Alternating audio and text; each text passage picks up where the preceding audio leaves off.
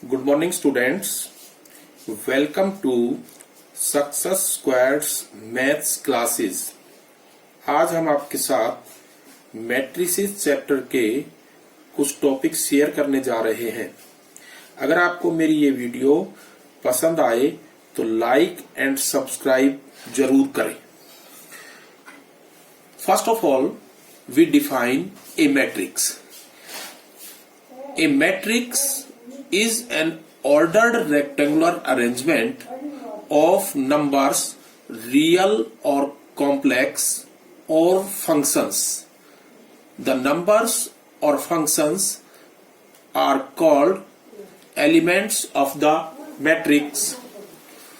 For example, if you have 6 numbers 1, 2, 3, 4, 5, 6, then 6 can be written as 6 equal to 1 into 6, and we write 1, 2, 3, 4, 5, 6. The horizontal line represent row number first, and these vertical lines represent column number first, column number second, column number third, column number fourth, column number 5, and column number 6. So this matrix can be written as 1 into 6. The first number represents the number of rows and the second number represents the number of columns. In the same way, 6 can be written as 2 into 3. The matrix having 2 rows and 3 columns, that is 1, 2, 3, 4, 5, 6. Here the vertical lines, here the horizontal lines R1 and R2. ये हमारे पास 2 रो है, जबकि ये हमारे पास column number 1, column number second and column number third. ये हमारे पास 3 कॉलम्स हैं। Row number first, row number second, column number first, column number second and column number third. This matrix can be written as 2 into 3, where 2 number of rows and number of columns. इसका मतलब ये है कि हमारे पास यहां पे इस matrix में 2 रो है और 3 कॉलम है। जब भी हम इस टाइप में किसी मैट्रिक्स को लिखते हैं तो यहां पे जो पहला नंबर होता है वो हमारा नंबर ऑफ रोज शो करता है और सेकंड नंबर जो है number of columns. 6 can be written as 3 into 2।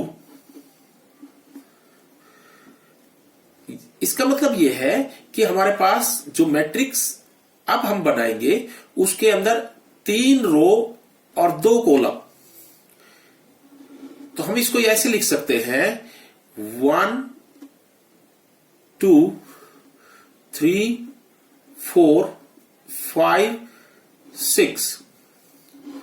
हमारे पास row number first, row number second, row number third and column number first, column number second.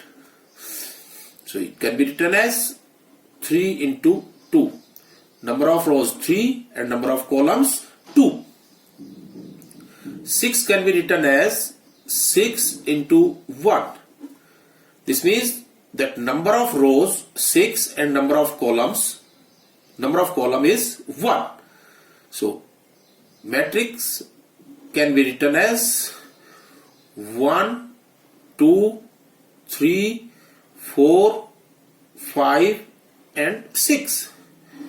And this is row number 1, row number 2nd, row number 3rd, row number 4, row number 5 and row number 6, and column is column number 1. So the matrix can be written as 6 into 1.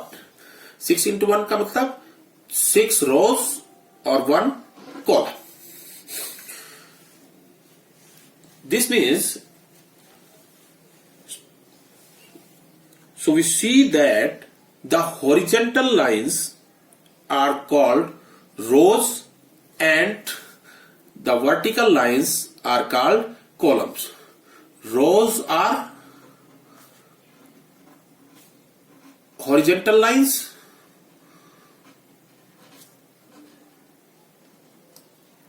and columns are vertical lines.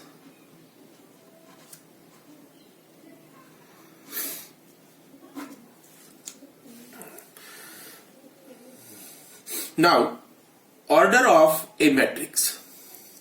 A matrix A which has m rows and n columns is of order m by n and written as A equal to Aij m by n, where I lies between 1 and m and j lies between 1 and n. I and j belongs to natural number. In general, कोई भी m by n order की matrix हम इस तरह से लिख सकते हैं: A11, A12, A13, A1n, A21, A22, A23, A2n, A31, A32, A33, A3n, and so on. AM1, AM2, AM3, AMN. यहां पे हम ये देख रहे हैं AIJ. AIJ उस मैट्रिक्स के एलिमेंट को शो करता है. यहां पे हमारे पास ये जो I और J सफिक्सेस है, I रो को और J कॉलम को रिप्रेजेंट करता है. अगर हम किसी भी नंबर को लेते हैं, अगर हमने कोई नंबर लिया A23, A23 का मतलब है कि ये जो एलिमेंट है ये सेकंड रो और थर्ड कॉलम से बिलोंग करता है. अगर हम सेकंड रो और थर्ड कॉलम में जाएंगे तो वहां पे ये एलिमेंट हमें मिलेगा. ऑर्डर जो हमारे पास किसी भी मैट्रिक्स का होता है, मैंने पहले भी बताया है कि ऑर्डर जो मैट्रिक्स का होता है उसके अंदर हमारे पास यहां पे जो पहला नंबर होता है वो रो को शो करता है और दूसरा वाला नंबर कॉलम्स को. इसका मतलब यह है कि हमारे पास यहां पे नंबर ऑफ रोज m है और नंबर ऑफ कॉलम्स जो है वो हमारे पास n है.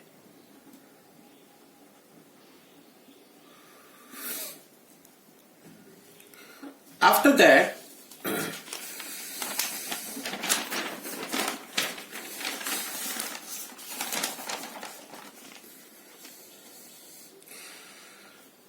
Types of matrices.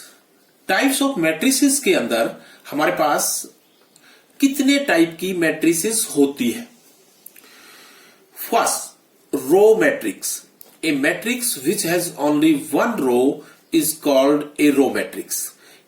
कोई भी मैट्रिक्स जिसमें सिर्फ एक रो हो, नंबर ऑफ कॉलम्स चाहे कितने भी हो, उस पर हमारे पास कोई बाउंडेशन नहीं है. For example A 2 0 -1 3, that is 1/4, ये इस मैट्रिक्स का ऑर्डर है। 1/4 का मतलब है कि इस मैट्रिक्स में एक रो है, तो जिस मैट्रिक्स में एक रो होती है उस मैट्रिक्स को हम रो मैट्रिक्स कहते हैं। Column matrix, a matrix which has only one column is called A column matrix. जिस मैट्रिक्स में सिर्फ एक कॉलम हो, नंबर ऑफ रोज चाहे कितनी भी हो, उसे हमें नहीं देखना है, सिर्फ हमें ये देखना है कि उसमें कॉलम एक होना चाहिए। For example A-3 5 4, that is 3/1 matrix. यहां पे हमारे पास नंबर ऑफ कॉलम्स जो है वो एक है यहां पे, क्योंकि हमने आपको बताया था कि अगर किसी भी मैट्रिक्स का जो ऑर्डर दिया हुआ होता है उसमें पहला नंबर होता है वो नंबर ऑफ रोज को शो करता है, दूसरा नंबर है वो नंबर ऑफ कॉलम्स को शो करता है। तो यहां नंबर ऑफ कॉलम्स कितना है? 1। इस मैट्रिक्स में एक कॉलम है, इसका मतलब दिस इज कॉलम मैट्रिक्स। उसके बाद हमारे पास आता है जीरो मैट्रिक्स और नल मैट्रिक्स। ये एक ही मैट्रिक्स के दो नाम है, चाहे हम उसको जीरो मैट्रिक्स कहते हैं चाहे हम उसको नल मैट्रिक्स कहते हैं। A matrix in which all elements are zero is called a zero matrix और नल मैट्रिक्स। फॉर एग्जाम्पल हमने जो है ना कोई भी मैट्रिक्स ली, ये 0 0 0 0 0 दैट इज 3/2 मैट्रिक्स, या हम 0 0 0 1/3 मैट्रिक्स, यानी कि जिस मैट्रिक्स के सभी एलिमेंट जीरो हो उस मैट्रिक्स को हम जीरो मैट्रिक्स कहते हैं। उसके बाद हमारे पास आता है rectangular matrix. A matrix in which number of rows is not equal to number of columns is called a rectangular matrix. एक कोई भी मैट्रिक्स जिसके नंबर ऑफ रोज और नंबर ऑफ कॉलम्स वो बराबर नहीं होते हैं, मींस इसका मतलब है कि number of rows number of columns से ज्यादा हो सकती हैं या number of columns number of रोज से ज्यादा हो सकते हैं, तो उस टाइप की मैट्रिक्स को हम रेक्टेंगुलर मैट्रिक्स कहते हैं। फॉर एग्जांपल हमारे पास ये जो मैट्रिक्स दी हुई है 1 2 3 4 5 6, इस मैट्रिक्स का ऑर्डर है 2/3। इसका मतलब है कि यहां पे नंबर ऑफ रोज 2 है, नंबर ऑफ कॉलम्स 3 है, ये दोनों बराबर नहीं है। इसी तरह से हम ये लिख सकते हैं 1 2 3 4 5 6, इस मैट्रिक्स के अंदर नंबर ऑफ रोज 3 है, नंबर ऑफ कॉलम्स 2 है, तो ये भी बराबर नहीं है। तो इस टाइप की मैट्रिक्स को हम क्या कहते हैं? Rectangular matrix. उसके बाद आता है हमारे पास square matrix. A matrix in which number of rows is equal to number of columns is called a square matrix। तो हमने आपको रेक्टेंगुलर मैट्रिक्स में पढ़ा था कि जिस मैट्रिक्स में number of rows number of columns के बराबर नहीं होते हैं, means column rows and columns different, तो उसको हम कहते हैं रेक्टेंगुलर मैट्रिक्स। लेकिन जिस मैट्रिक्स के number of rows and number of columns equal होते हैं यानी कि सेम होते हैं, तो उनको हम कहते हैं स्क्वायर मैट्रिक्स। फॉर एग्जांपल ये हमने दो मैट्रिक्स के एग्जांपल लिए हैं 2 4 3 1, दैट इज 2/2 मैट्रिक्स। 2/2 मैट्रिक्स का मतलब है कि ये इस मैट्रिक्स का ऑर्डर है, और ऑर्डर का जो पहला नंबर होता है वो नंबर ऑफ रोज होता है, दूसरा नंबर ऑफ कॉलम्स होते हैं। इसका मतलब इस मैट्रिक्स में 2 रो है, एक ये वाली रो और एक ये वाली रो, और कॉलम्स 2 हैं, ये वाला और ये वाला। इसी तरह से अगर आप ये एग्जांपल देखेंगे 1 5 -3 0 4 7 8 6 3, यहां पे भी हमारे पास 3 रोज है, first row, second row, third row, that is the horizontal lines.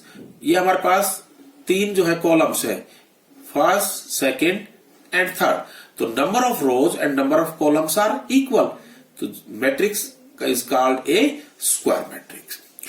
अब हमारे पास जो नेक्स्ट टाइप की मैट्रिक्स को देखने से पहले हम एक और टॉपिक जो है ना डिस्कस करेंगे, diagonal elements of A matrix.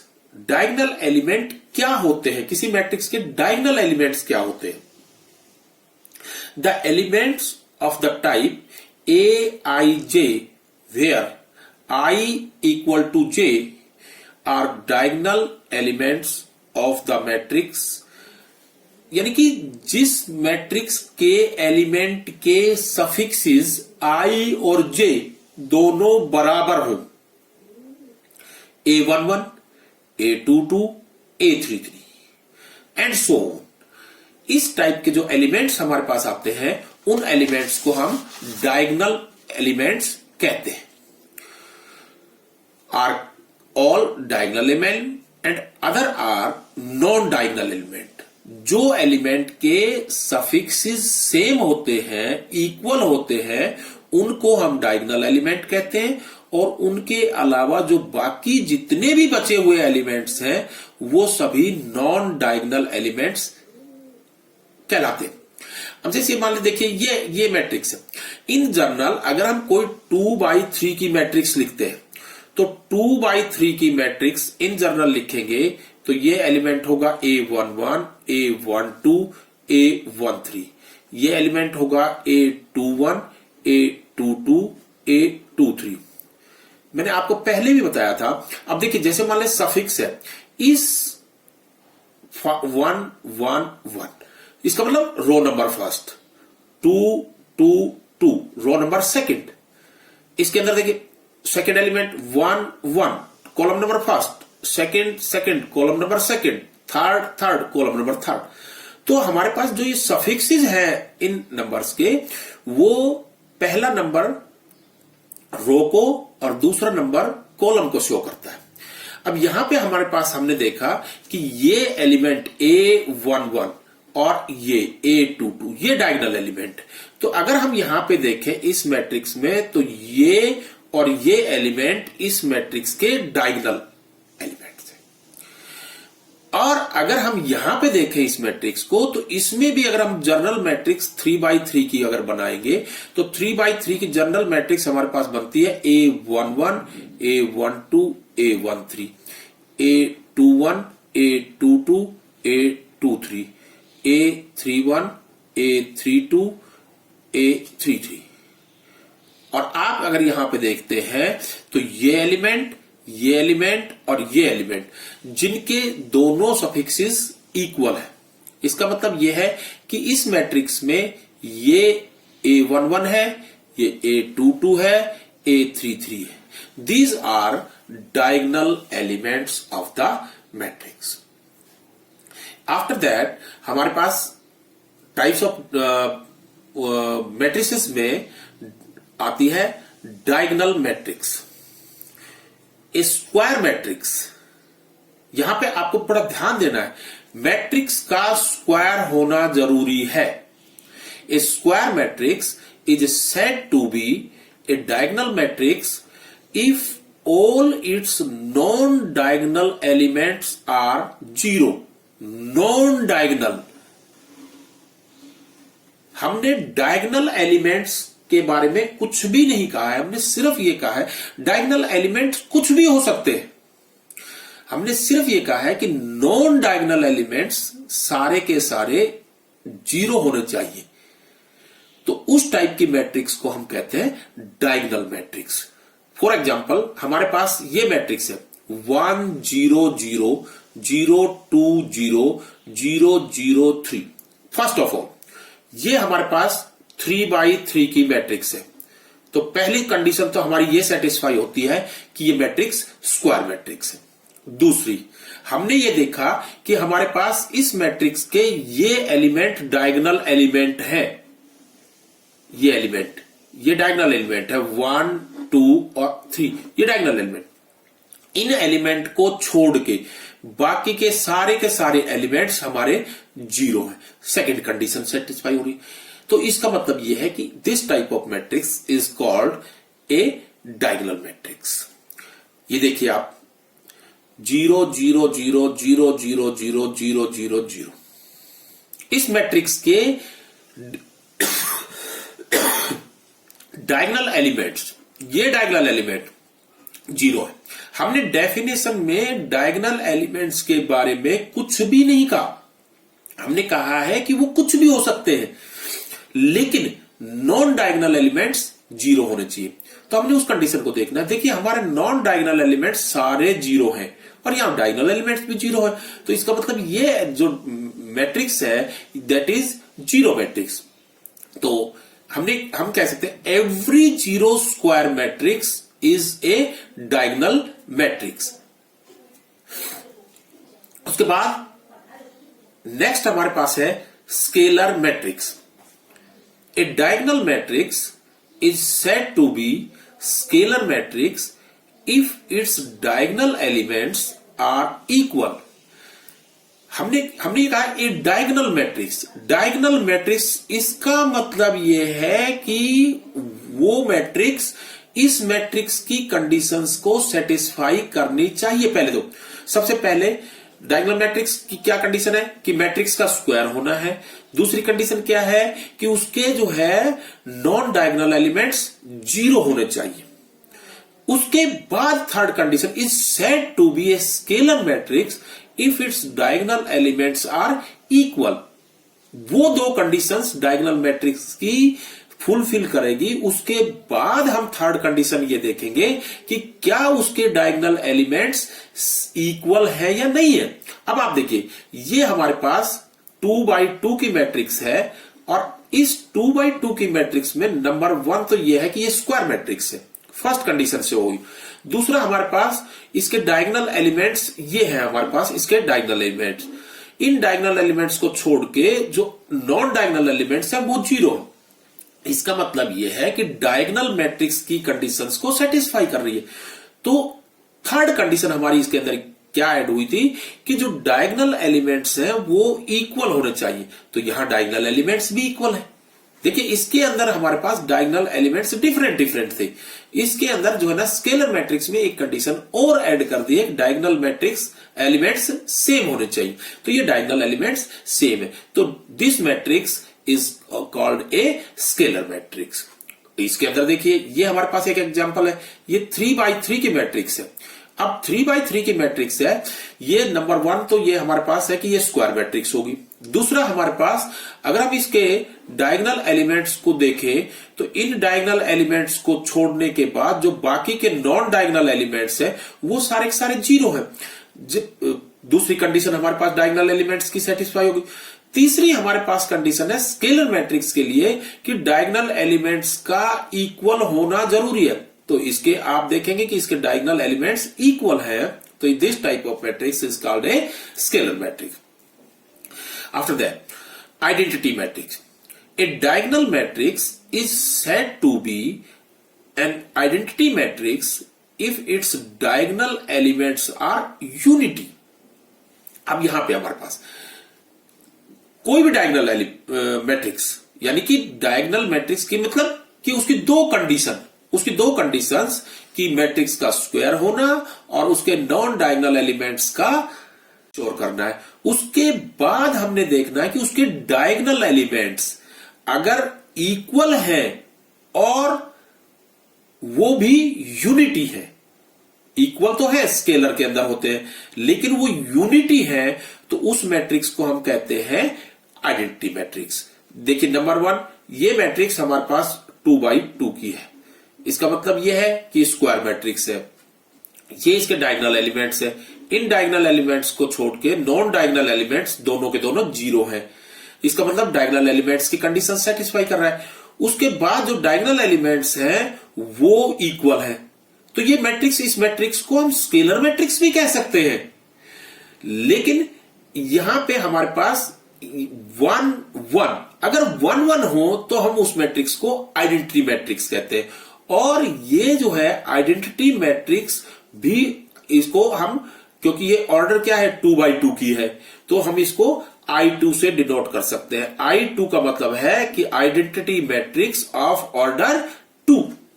In the same way 1 0 0 0 1 0 0 0 1 ये हमारे पास डायगोनल एलिमेंट्स है। सारे के सारे डायगोनल एलिमेंट्स यूनिटी है और सारे के सारे नॉन डायगोनल एलिमेंट्स जीरो है।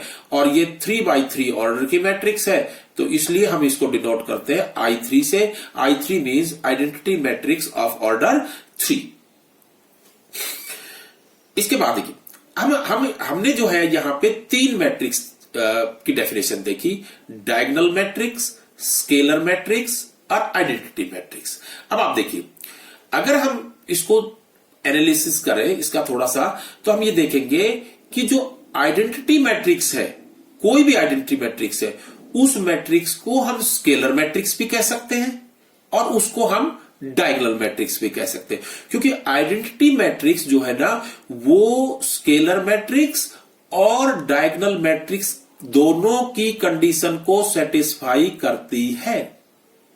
दूसरी नंबर, अब आइए स्केलर मैट्रिक्स को आप देखेंगे, कोई भी जो स्केलर मैट्रिक्स है वो आइडेंटिटी मैट्रिक्स नहीं हो सकती। कोई भी जो स्केलर मैट्रिक्स है वो डायगोनल मैट्रिक्स की कंडीशंस को सेटिस्फाई कर सकती है।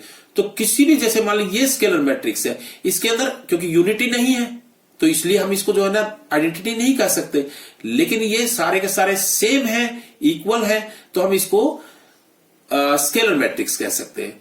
और यही मैट्रिक्स डायगोनल मैट्रिक्स की भी कंडीशन को सेटिस्फाई कर सकती है। Every identity matrix is a scalar matrix और diagonal matrix. Every scalar matrix is a diagonal matrix. उसके बाद आता है हमारे पास comparable matrices. Two matrices are said to be comparable if they have same order. अगर दो मैट्रिक्स एक ही ऑर्डर की है, सेम ऑर्डर की है, तो उन मैट्रिसेस को हम कंपेरेबल मैट्रिसेस कह सकते हैं। For example A i J 3/2, 3/2 order है इसका। बी आई जे 3/2। इसके एलिमेंट्स जो है ना वो अंदर के एलिमेंट्स डिफरेंट हो सकते हैं, लेकिन हमने तो सिर्फ ऑर्डर देखना है। यहां पे इस मैट्रिक्स ए का ऑर्डर 3/2 है और इसका भी 3/2 है, तो इन दोनों का ऑर्डर सेम है, तो हम इन मैट्रिसेस को क्या कहेंगे? Comparable matrices. उसके बाद हमारे पास आता है इक्वलिटी। बहुत ही इंपॉर्टेंट टॉपिक है equality of to matrices. Equality of to matrices A and B are said to be equal if number 1 condition, पहली condition, they are of same order। देखिए, दोनों की में से एक भी कंडीशन अगर सेटिस्फाई नहीं करेगी तो इक्वलिटी नहीं होगी। इसका मतलब यह है कि दोनों मैट्रिसेस का सेम ऑर्डर का होना जरूरी है। अगर वो दो मैट्रिसेस सेम ऑर्डर की हैं, second, each element in A is equal to corresponding element in B, यानी कि दोनों मैट्रिसेस के कोरस्पॉन्डिंग एलिमेंट सेम होने चाहिए। कोरस्पॉन्डिंग का मतलब होता है कि अगर एक मैट्रिक्स को उठा के हम दूसरी मैट्रिक्स के ऊपर रखते हैं तो जिस एलिमेंट पे जो एलिमेंट आएगा, यानी कि जो उसको कवर करेगा, वो एलिमेंट उसका कोरस्पॉन्डिंग एलिमेंट होगा। तो दो मैट्रिसेस कब इक्वल होंगी? जब उन मैट्रिसेस का ऑर्डर सेम हो और उनके दोनों मैट्रिसेस के कोरस्पॉन्डिंग एलिमेंट्स। इसके बाद हम आपके पास एक्सरसाइज नंबर 3.1 के कुछ क्वेश्चन लेते हैं और हम उनको सॉल्व करते हैं। क्वेश्चन नंबर फर्स्ट है, in the matrix A, this is the given matrix, right the order of the matrix, the number of elements, right the element A13, A21, A33, A24, A23।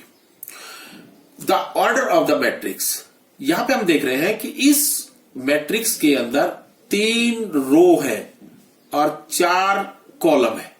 इसका मतलब order of matrix क्या हो गया? Order of matrix equal to 3/4। पहले हम हमेशा रोज लिखते हैं, बाद में हम कॉलम्स लिखते हैं। दूसरा हमारे पास है the number of elements. Number of elements, number of elements हमारे पास क्या होता है कि जो ऑर्डर होता है हम उसको मल्टीप्लाई कर देते हैं, वो हमारे पास नंबर ऑफ एलिमेंट्स आता है। क्योंकि हमने स्टार्ट में ही टोटल नंबर ऑफ एलिमेंट्स को ब्रेकअप करके और हमने उसको number of rows, number of columns बना के आपको बताया था। तो यहां पे अब टोटल नंबर ऑफ एलिमेंट्स 12 हो जाएंगे। उसके बाद हमारे पास आता है थर्ड, राइट द एलिमेंट। हमने जो एलिमेंट का सफिक्स दिया हुआ है, पहला सफिक्स उसका नंबर ऑफ रो शो करता है, दूसरा सफिक्स कॉलम शो करता है। तो A13 का मतलब है कि first row and third column, first row के थर्ड कॉलम में आप पहुंच जाइए। यहां पे हमारे पास ये एलिमेंट है, ये A13 दैट इज 19। A21 यानी कि second row and first column, second row and first column that is 35। A33 third row and third column, third row and third column that is -5। A24 second row and fourth column that is 12, and A23 second row and third column, second row and third column that is 5/2। Next हमारे पास है question number 2, if a matrix has 24 elements what are possible orders it can have, what if it has 13 element.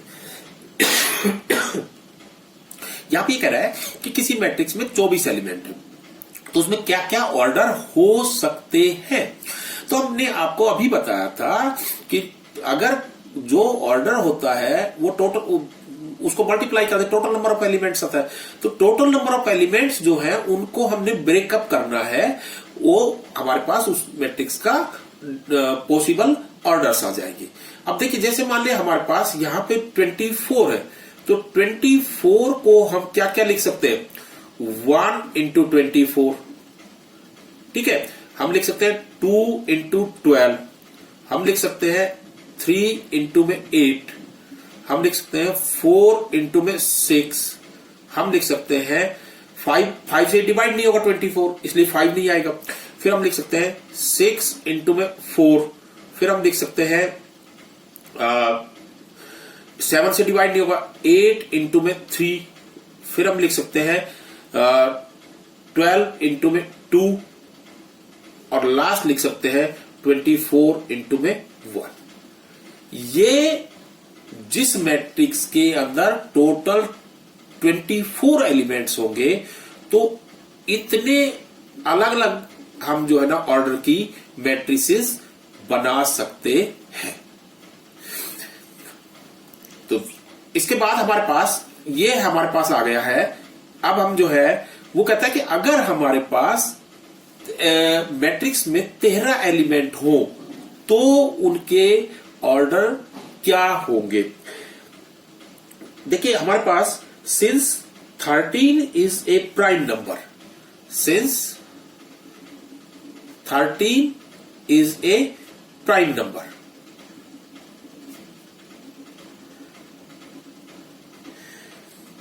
so there are only two orders, so there are only two orders,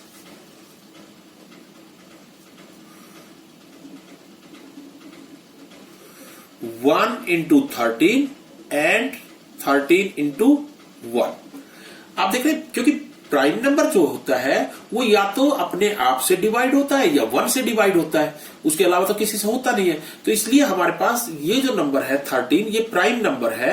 तो जो भी prime number होता है, उस prime number अगर किसी matrix के total number of elements prime है तो उसके सिर्फ 2 ही ऑर्डर हो सकते हैं, 1 इंटू दैट नंबर और that number into 1। Okay, next हमारे पास है क्वेश्चन नंबर, हम थर्ड जो है ना वो सेम इसी टाइप का क्वेश्चन है, हम थर्ड को नहीं करेंगे। Question number 4, construct a 2x2 matrix A equal to Aij whose elements are given by. देखिए हमारे पास हम इसका सारे के सारे पार्ट्स एक ही टाइप के हैं। अगर हम एक पार्ट सॉल्व कर देते हैं तो आप उस के अकॉर्डिंग बाकी के पार्ट्स को सॉल्व कर देंगे। देखिए फर्स्ट पार्ट हम इसका सॉल्व करते हैं।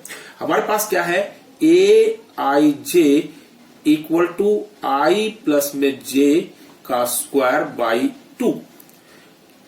तो हमने क्या बनाई है, 2 बाई 2 की मैट्रिक्स। तो let a equal to 2 by 2 की matrix, general A11, A12, A21, A22, that is 2 by 2 matrix. तो A11 हमारे पास क्या आएगा, यानी कि इसमें I की जगह 1 और J की जगह 1 रखना है। यहां इधर 1 1 रखा तो इधर भी रखना है। तो 1 प्लस में 1 का स्क्वायर बाई 2, दैट इज 2 का स्क्वायर यानी कि 4 by 2 and that is 2। A12 का मतलब हुआ 1 प्लस में 2 का square by 2, that is 9 by 2। A21 का मतलब है 2 प्लस में 1 का स्क्वायर अपॉन में 2, that is 9 by 2। A22 that is 2 plus में 2 का स्क्वायर बाई 2, दैट इज हमारे पास आ गया 16 बाई 2 8। अगर हम इन्हीं वैल्यूज को यहां पुट अप करेंगे तो ये हमारे पास जो रिक्वायर्ड मैट्रिक्स है वो हमारे पास क्या आ जाएगी, 2 9 by 2 9 by 2 and 8। In the same way हम जो है सेकंड और थर्ड पार्ट को भी सॉल्व कर सकते हैं। उसके बाद हमारे पास क्वेश्चन नंबर 5 आता है। क्वेश्चन नंबर 5 में हमारे पास कहता है कि construct A 3 by 4 matrix whose elements are given by this। इसमें भी हमारे पास 2 पार्ट दिए हैं। इसका भी हम एक पार्ट, आपका फर्स्ट पार्ट सोल्व कर रहे हैं, सेकंड पार्ट आप खुद करेंगे। यहां पे हमारे पास क्या है, a i j is equal to half absolute value minus में 3i प्लस में j। हमारे पास यहां पे 3 बाई 4 मैट्रिक्स है। अब देखिए 3 बाई 4 मैट्रिक्स का मतलब यह है कि जिसके अंदर 3 रो और 4 कॉलम हो। जनरल हम जो है ना, हमने मैट्रिक्स लिया ए मैट्रिक्स हमारे पास हो गई है A11, A12, A13, A14, A21, A22, A23, A24, A31, A32, A33, A34। ये हमारे पास जनरल मैट्रिक्स है 3 बाई 4 की। अब आप देखिए इसके अंदर हम जो इस मैट्रिक्स के एलिमेंट्स हैं उन एलिमेंट्स को हम यहां फाइंड आउट करेंगे और फाइंड आउट करके यहां वैल्यू रख देंगे उनकी, जिस तरह से हमने पिछले क्वेश्चन में किया। हमारे पास ए आई जे जो गिवन है उसमें आई और जे को जो एलिमेंट हमने फाइंड आउट करना है वही पुट अप करेंगे। हमने वो A11 फाइंड आउट करना है। A11 का मतलब I1 और J1, तो हमने यहां रखा। तो A11 इक्वल टू 1 बाई 2, हमने I की जगह 1 रखना है और J की जगह, तो -3 इंटू 1, तो ये आ जाएगा -3 और प्लस में 1। और ये हमारे पास अगर आप देखोगे तो हाफ और इसके अंदर -3 प्लस में 1, ये आएगा -2। और आपको पता है कि नेगेटिव नंबर की एब्सोल्यूट वैल्यू भी पॉजिटिव होती है, तो that is 2 and we can get 1। So A11 is 1। A12 अगर हम A12 निकालेंगे तो 1 बाई 2 एब्सोल्यूट वैल्यू। अब इसमें क्या है कि I की जगह 1 पुट करना है, J की जगह 2, तो ये हमारे पास क्या जाएगा -3 और प्लस में 2, और ये आएगा -1 की एब्सोल्यूट वैल्यू 1 होगी, तो ये आएगा 1 बाई 2। A13 अगर हम निकालते हैं तो ये आएगा 1 बाई 2 एब्सोल्यूट वैल्यू, I की जगह 1, J की जगह 3, तो ये हमारे पास क्या आएगा -3 प्लस में 3, और ये आएगा हमारे पास 0 और एब्सोल्यूट वैल्यू 0 की 0, तो ये 0 आ जाएगा। A14 निकालेंगे तो हाफ एब्सोल्यूट वैल्यू। अब I की जगह 1 और J की जगह 4 रखेंगे तो ये आएगा -3 प्लस में 4। अब 4 - 3 1 आ गया, 1 की एब्सोल्यूट वैल्यू 1 होगी और ये आएगा 1/2। इन द सेम वे अगर हम बाकी ये एलिमेंट्स को भी फाइंड आउट करते हैं तो अगर आप देखेंगे तो आप जो है निकालेंगे तो A21 जो है वो आपका आएगा 5/2 और A22 जो है वो आपका आएगा 2। A23 जो है वो आपका आएगा 3/2 और A24 जो है वो आपका आएगा 1। A31 अगर आप निकालेंगे तो A31 जो है वो आपका आएगा 4। A32 जो है वो आपका आएगा 7/2 और A33 जो है वो आपका आएगा 3। A34 आपका आएगा 5/2। इन वैल्यूज को हम फाइंड आउट करने के बाद हम इस मैट्रिक्स में जनरल मैट्रिक्स में पुटअप करेंगे और पुटअप करने के बाद हमारे पास रिक्वायर्ड मैट्रिक्स आ जाएगी। देखिए जब हम इसकी वैल्यूज पुट करेंगे तो ये हमारे पास आ जाएगा 1, 1/2, 0, 1/2, 5/2, 2, 3/2, 1, 4, 7/2, 3, 5/2। ये हमारे पास रिक्वायर्ड जो है वो 3/4 की मैट्रिक्स होगी जिसके अंदर 3 रो और 4 कॉलम्स है। उसके बाद हमारे पास 6 क्वेश्चन आता है, find the values of x and y from the following equations. x and y, देखिए इसके अंदर हमारे पास क्या है कि हमारे पास दो मैट्रिसेस की इक्वलिटी दे रखी है, यानी कि दो मैट्रिसेस यहां इक्वल है तो इसका मतलब वो दोनों मैट्रिसेस सेम ऑर्डर की हैं और उनके कोरस्पोंडिंग एलिमेंट्स इक्वल है। अब आप देखिए अगर मान लिया हम इसका फर्स्ट पार्ट ही करते हैं, तो हमने यहां पे देखा कि ये मैट्रिक्स इस मैट्रिक्स के इक्वल है, इसका ऑर्डर 2/2 का है, इसका ऑर्डर भी 2/2 का है। तो यहां पे हमारे पास कोरस्पोंडिंग एलिमेंट, कोरस्पोंडिंग का मतलब है इस एलिमेंट का ये कोरस्पोंडिंग है। अगर हम इस मैट्रिक्स को उठा के इस मैट्रिक्स पे रखें तो ये एलिमेंट इस पे आएगा, ये एलिमेंट इसको कवर करेगा, ये एलिमेंट इसको कवर करेगा, ये एलिमेंट इसको कवर करेगा। तो these are called corresponding elements.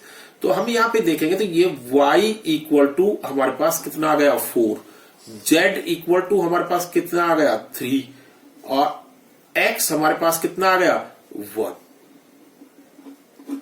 तो ये वैल्यू फाइंड आउट हो गई। सेकेंड पार्ट आप खुद करेंगे। देखिए हम थर्ड पार्ट इसका आपको करके दिखाते हैं। अगर आप थर्ड पार्ट करते हैं, देखिए थर्ड पार्ट में बिल्कुल भी कंफ्यूज होने की जरूरत नहीं है। ये जो मैट्रिक्स है ये 3/1 ऑर्डर की मैट्रिक्स है। इसके अंदर 3 रो है, फर्स्ट, सेकेंड, थर्ड और कॉलम एक ही है ये। इसी तरह से इधर भी देखिए फर्स्ट, सेकेंड, थर्ड और कॉलम 1, क्योंकि हमने आपको बताया था कि दो मैट्रिक्स इक्वल कब होंगी जब उनका ऑर्डर सेम होगा। तो ऑर्डर ये 3/1 की है तो ये भी 3/1 की है। अब आप देखिए जब ये इक्वल है तो इसका मतलब कोरस्पोंडिंग एलिमेंट भी सेम होंगे। जब कोरस्पोंडिंग एलिमेंट सेम होंगे तो देखिए हमारे पास हमने यहां पे दिखा x प्लस y प्लस में z इक्वल टू 9। दूसरा हमारे पास है x प्लस में z इक्वल टू 5 और तीसरा है y प्लस में z इक्वल टू 7। हमने इसको इक्वेशन नंबर फर्स्ट मान लिया। देखिए जब हमने इसको इक्वेशन नंबर फर्स्ट मान लिया तो हमने x प्लस जेड की वैल्यू, x प्लस जेड की जगह इक्वेशन नंबर फर्स्ट में ये वैल्यू पुट कर दी, x और z, x प्लस जेड की जगह। तो ये वैल्यू पुट कर देंगे तो बच गया हमारा क्या y। तो अगर हम यहां पे पुट करते हैं x प्लस जेड की जगह तो 5 प्लस में y इक्वल टू 9 और यहां पे हमारे पास आ जाएगा y is equal to 9 minus 5 that is 4। तो ये हमारे पास y की वैल्यू आ गई। उसके बाद देखिए अब इसी इक्वेशन नंबर फर्स्ट में अगर हम y प्लस में z की वैल्यू पुट करते हैं, यानी कि y प्लस में z की जगह, तो हमारे पास बच गई कौन सी वैल्यू x। तो देखिए हम अगर यहां पे पुट करते हैं तो ये आएगा x प्लस में 7 इक्वल टू 9। तो x is equal to 9 minus में 7 इक्वल टू 2। तो ये x की वैल्यू आ गई। अब हमारे पास तीन ही तो अननोन वेरिएबल है x y z। हम दो की वैल्यू फाइंड आउट कर चुके हैं x और y की। अगर हम इन x और y की वैल्यू को इक्वेशन नंबर फर्स्ट में पुट कर देंगे then we get the value of third variable. So हमारे पास 2 प्लस में 4 प्लस में z इक्वल टू 9। तो 6 प्लस में z इक्वल टू 9। तो z is equal to 9 minus में 6 इक्वल टू 3। तो we get the value of three variables x is equal to 2, y is equal to 4 and z is equal to 3। So please solve the part second itself. Now, question number 7, find the equations. ये भी हमारे पास equality है। आप देखेंगे कि ये हमारे पास 2/2 की और ये भी हमारे पास 2/2। इसका मतलब ये है कि ऑर्डर हमारा सेम है। ऑर्डर सेम है और दो मैट्रिक्स इक्वल है तो उनके कॉरेस्पॉन्डिंग एलिमेंट भी इक्वल होंगे। तो अगर हम इसको देखते हैं तो हमारे पास क्या आएगा, a माइनस में b equal to -1 and 2a plus में c equal to 5, 2a minus में b equal to 0 and 3c plus में d इक्वल टू 30। अब देखिए हमने यहां पे देखा कि ये दो हमारे पास 2 वेरिएबल इक्वेशंस है ए बी में। हमने इनको सॉल्व करना है। अगर हम इन दोनों इक्वेशंस को सबट्रैक्ट कर देंगे तो आफ्टर द सबट्रैक्शन हमारे पास क्या आ जाएगा। अगर हम इनको सबट्रैक्ट करते हैं माइनस प्लस और माइनस, तो ये आपका कैंसिल होगा। तो ये आएगा हमारे पास -a is equal to -1, a is equal to 1। तो a की वैल्यू अगर हम इन दोनों इक्वेशन में किसी में भी पुट कर देंगे तो हमारे पास क्या आएगा, a माइनस में a की वैल्यू हम पुट करेंगे तो 1 माइनस में b इक्वल टू -1। b को आप इधर ले जाइए, इसको इधर लाएंगे तो b इज इक्वल टू हमारे पास कितना आ गया, 2। हमारे पास a और b की वैल्यू आ गई। अब ये दोनों अगर देखिए ये a और c में है, ये c और d में है, तो यहां पे अगर हम इस इक्वेशन में a की वैल्यू पुट कर देते हैं तो हमारे पास क्या आ जाएगा, 2 इंटू में 1 प्लस में c equal to 5। So c equal to 5 minus में 2 इक्वल टू 3। एंड अगर हम इस इक्वेशन में c की वैल्यू पुट करते हैं दैट इज 3 इंटू में 3 प्लस में d equal to 13। So d is equal to 13 minus में 9 इज इक्वल टू 4। तो ये हमारे पास equation number exercise number first के हमने कुछ क्वेश्चंस आपको करे हैं। बाकी के जो क्वेश्चंस है वो आप खुद करेंगे। उसके बाद हमारे पास इसी का नेक्स्ट टॉपिक आता है operations on. Okay, thank you students. और आपको अगर मेरी ये वीडियो पसंद आए तो आप लाइक और सब्सक्राइब जरूर करें।